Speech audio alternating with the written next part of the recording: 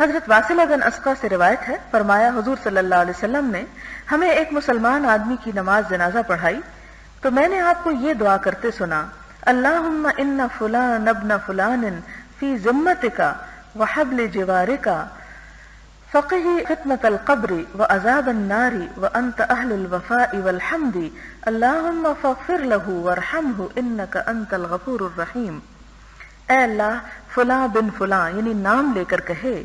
تیرے ذمے اور تیری ہمسائیگی کے رشتے میں ہے، یعنی اب وہ تیرے پاس آ گیا ہے ہم سے دور ہو کر،